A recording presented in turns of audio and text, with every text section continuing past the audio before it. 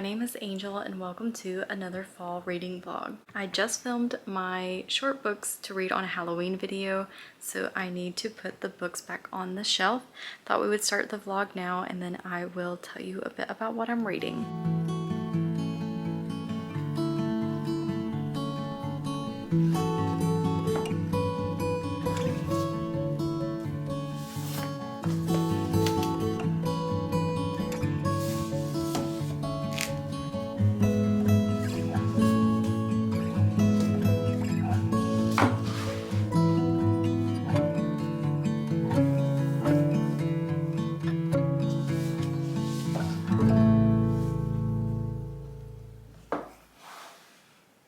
And yes, I am wearing black and brown together. I know some people hate that, but it's comfy and that's what I'm all about today. I want this to be more of a weekend reading vlog rather than taking it through the whole week. So I am reading hopefully two short books. The first will be The Haunting of Hill House by Shirley Jackson. This is not officially on my fall TBR, but I was listening to Books Unbound podcast. Ariel recently read We Have Always Lived in the Castle by Shirley Jackson and really loved it. And I thought, well, I own The Haunting of Hill House. It's Halloween season. I haven't read it, so why not just pick this one up? I have read and really loved The Lottery by Shirley Jackson, so I know that she is a great writer, and I am actually already 58 pages through this book and I am loving it. We are following Eleanor as she heads to the Hill House. She has been invited by Dr. Montague, who is an occult scholar looking for solid evidence of a haunting, and he's heard that Hill House is the place for this. Then we also are going to see Theodora, his lighthearted assistant, and also Luke. I don't see him mentioned on the back here, right? Oh, here, yeah, Luke, the future heir of Hill House. So really, I mean, I hope it doesn't scare me, but maybe it will, I don't care. Really enjoying it so far. And then the other one, if I get through this one, is The Butcher of the Forest, I believe it's called. I keep forgetting, I'm so sorry. I have it on my Kindle. The Butcher of the Forest is the other one that I want to get to, which I did actually list on my fall TBR. What I'm really enjoying about Eleanor is that she has been pretty passive through her whole life, taking care of her mother, not really living for herself, and now she's become active. She's taken this opportunity to leave and go to Hill House, but unfortunately I don't think it's going to turn out well for her. I mean, we'll see, but isn't that such a cool idea? You know, you have a character who hasn't really lived their life and then they're invited to this haunted house and they're like, yeah, this is how I want to start my life. This is how I want to go. I want to go stay at this haunted house. A bit about my personal life. I have binge watched a couple of shows since I last talked to you. Outrageous on BritBox, which was so good, but I had to take breaks because it was also very hard to watch given the political climate, but I highly recommend that show if you have not watched it. It follows the Mitford sisters and they are all different and they are all, wow, so wild, especially if you love Peaky Blinders, because Diana Mitford was married to Oswald Mosley. So if you love Peaky Blinders and you hadn't heard of this series yet, Outrageous on BritBox is so good. And then I binge watched House of Guinness on Netflix by the creator of Peaky Blinders. All tying together here. You can definitely tell what kind of shows I like to watch. I really enjoyed that one, though I feel like I'm getting older because I was looking at the actor who plays as, I believe his name is Edward Guinness, the younger brother who is taking care of the brewery, and I was like, he looks so young, he looks like a baby, and I googled it and I think he's like 21 years old and he's dating Olivia Rodrigo. So that was fascinating. Enjoyed that series as well. Wouldn't compare it to Peaky Blinders. It's not the same, but it's very good and they play Irish music.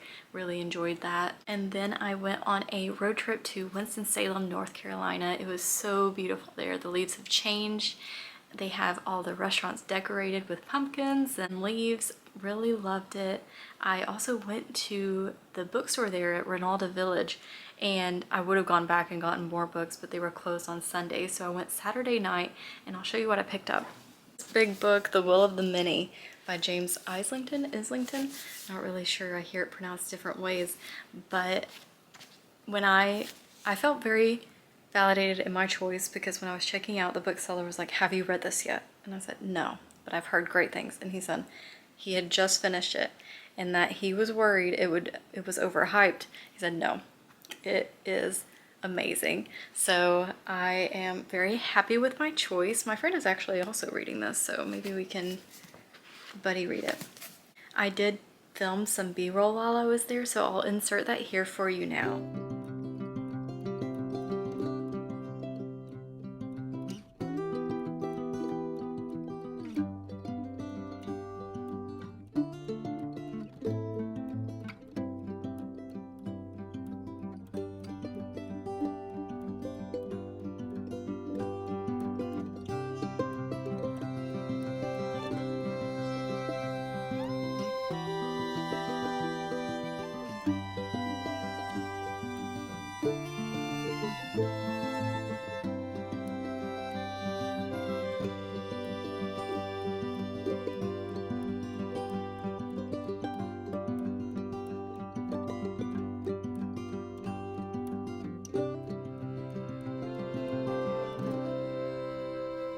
Hopefully you could see from those videos that it was just a lovely trip. It was supposed to rain, but it ended up just sprinkling a little bit, so we had beautiful weather, cloudy, but sometimes the sun would appear, and I loved it so much. It was such a great trip. I would definitely go back.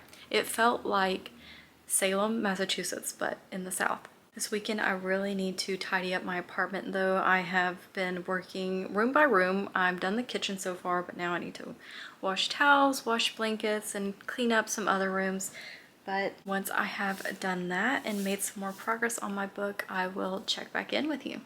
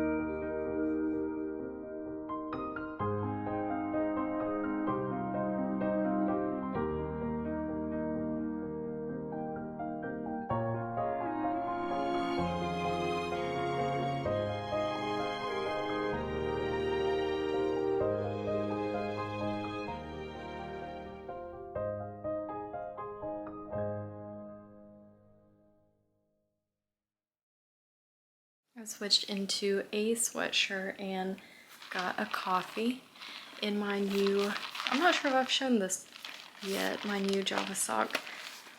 It has books on it and a glow, candles, a pretty green color. It's very bookish, so I really love it. And I get an iced coffee with butter pecan and cream. Very good and much needed because I did not sleep last night. I did have a matcha latte this morning. I thought maybe I shouldn't have caffeine because I'll probably get all jittery, but then I was falling asleep around 3 p.m. today, so I was like, actually coffee is a must. So I have gotten some more reading done of The Haunting of Hill House, and I am now on page 112. Now we have the group together, all four, Dr. Montague, Eleanor, Theodora, and Luke. They are all getting the bad, eerie vibes from this house, but Eleanor and Theodora especially are not sure why and wanting to know the history of the place. Dr. Montague is like, I'll tell you, I'll tell you, but wait. Where I'm at now, we have gotten the history of the place. It is an older house. It was built 80 years ago or so by the time this story is being told, and there have been deaths related to the house, different people in and out of the house, and at the point of this starting, no one has really stayed in the house more than a few days.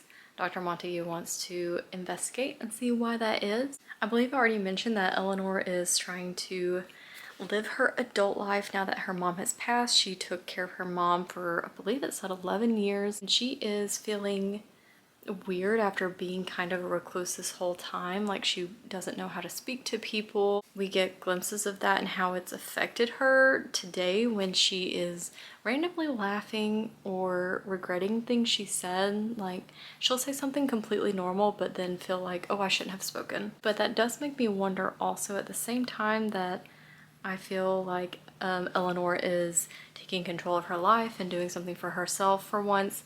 I also wonder if there's a darker backstory to her that we're going to figure out. That's just something I'm looking to. I could be completely off with that. I have no clue. But she is quick friends with Theodora, who seems bubbly, and then Luke is, I believe I already mentioned, a part of the family. Luke Sanderson, the Sanderson family owns the house, the Hill House, so he's there as the future heir to be by the doctor and whatever he may or may not find about the house. So far, very atmospheric. I am loving the writing.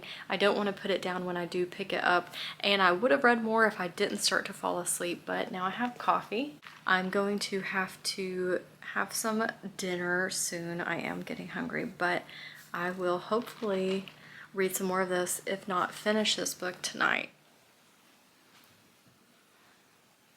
You know how I said I was going to finish this book last night? That definitely did not happen.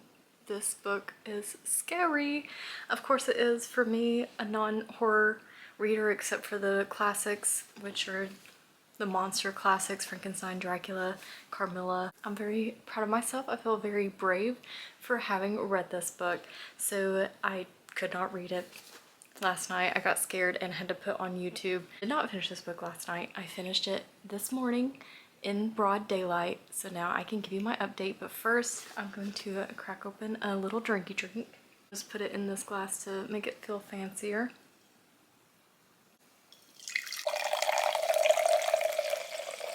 Cheers.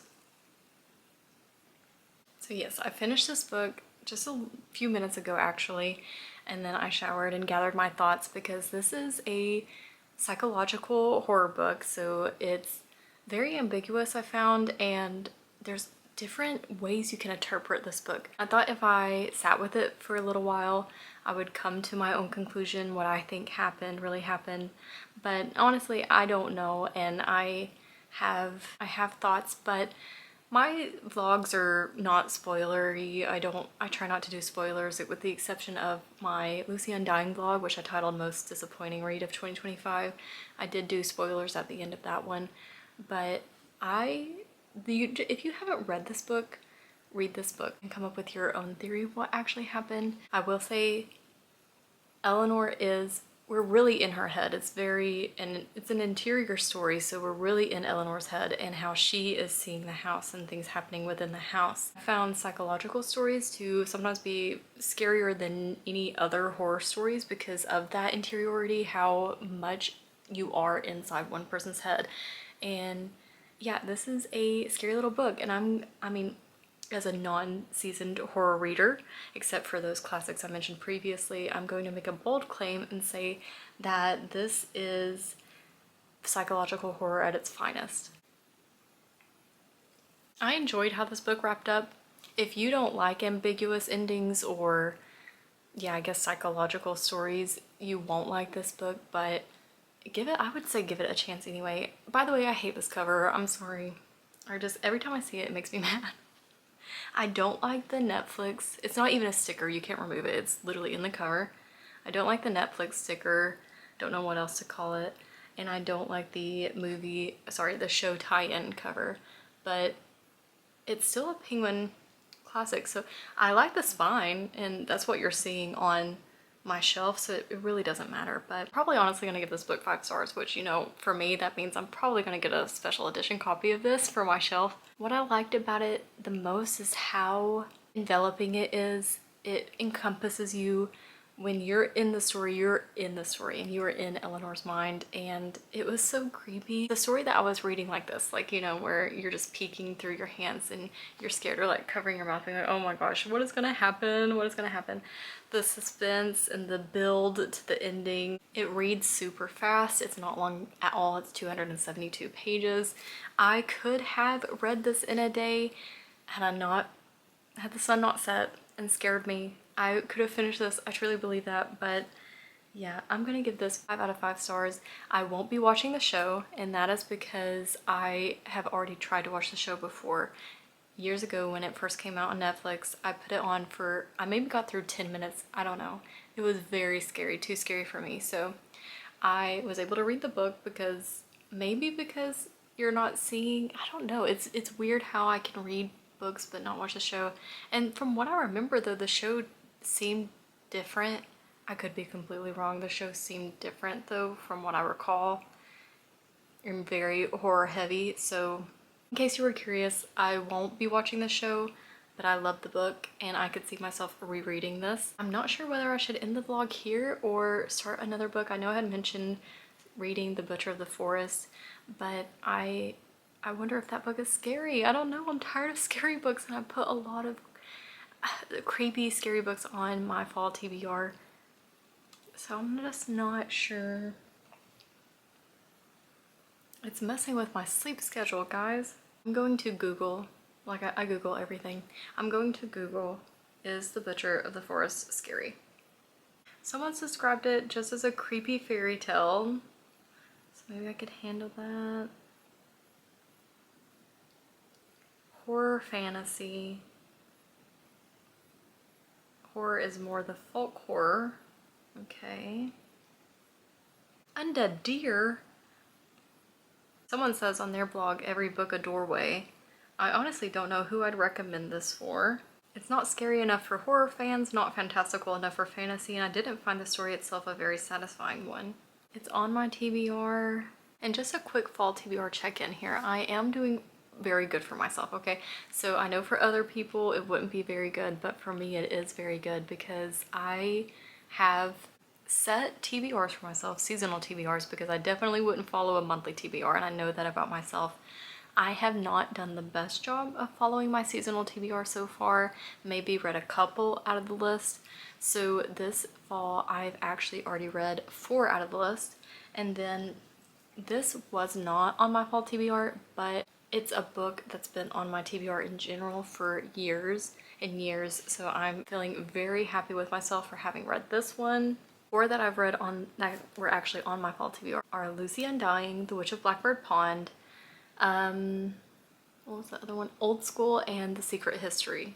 I've grabbed my Kindle. I'm going to download The Butcher of the Forest, read a little bit of it, and see what I think.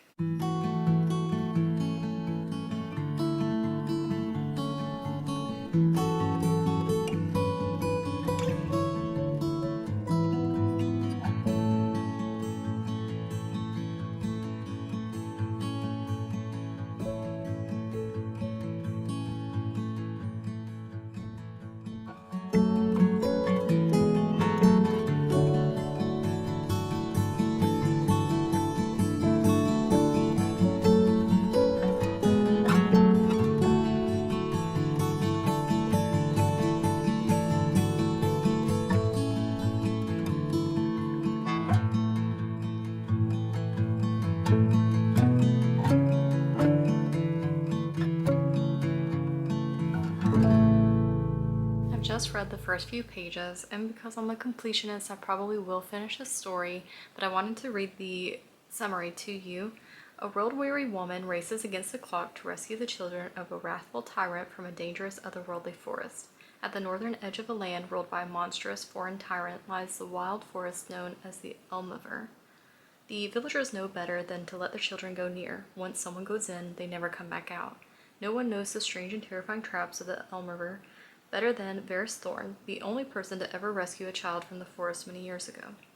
When the tyrant's 2 young children go missing, Varys is commanded to enter the forest once more and bring them home safe. If Varys fails, the tyrant will kill her. If she remains in the forest for longer than a day, she will be trapped forevermore. So Varys will travel deep into the Elmiver to face traps, riddles, and monsters at the behest of another monster. One misstep will cost everything. So a lot riding on this mission, and where I'm at, Varys is 40 years old, I believe, and being taken to the tyrant. We've already gotten descriptions of like mutilated heads and how the place used to be decorated, maggots and things like that, which are gross. But like the summary says, she's brought there to go and rescue these children. Apart from those dark descriptions, I would say the writing is pretty and kind of flowery. It is a novella, so hopefully won't take me too long to read. Goodreads says it's 160 pages, so not bad. I'm going to take a break this evening, watch the football game with my spouse, and relax for the night. And then once I have made some more progress, or maybe even finished The Butcher of the Forest, I'll come back on to give you an update.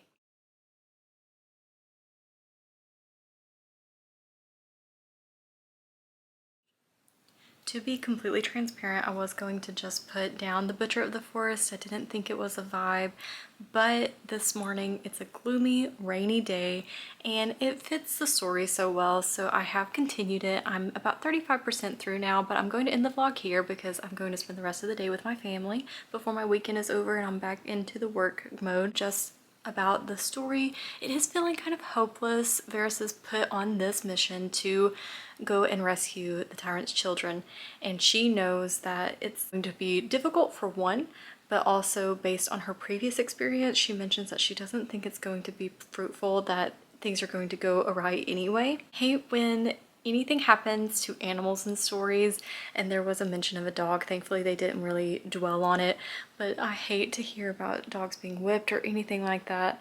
So it was briefly mentioned in this story, which was sad, but definitely a dark fairy tale-esque story. The writing, the descriptions are all leaning that way, and also the journey that our main character is going on. I'm appreciating that our main character is older and has a past, and how it's being woven into this journey. We're learning more about her as she goes through it and how her previous experience has informed this one. So I am rooting for Varys, even though it seems like a hopeless journey. I'm rooting for her to see my final thoughts. I will be filming a reading wrap-up soon of all my recent reads, since I haven't done monthly reading wrap-ups recently. So stay tuned for that. That way you can see any books that I wasn't able to finish in vlogs or anything like that, any books that I've read outside of vlogs. I will do a reading wrap-up soon, I promise. Thank you so much for watching this vlog. I hope you have a great day, and I hope to see you in the next one. Bye!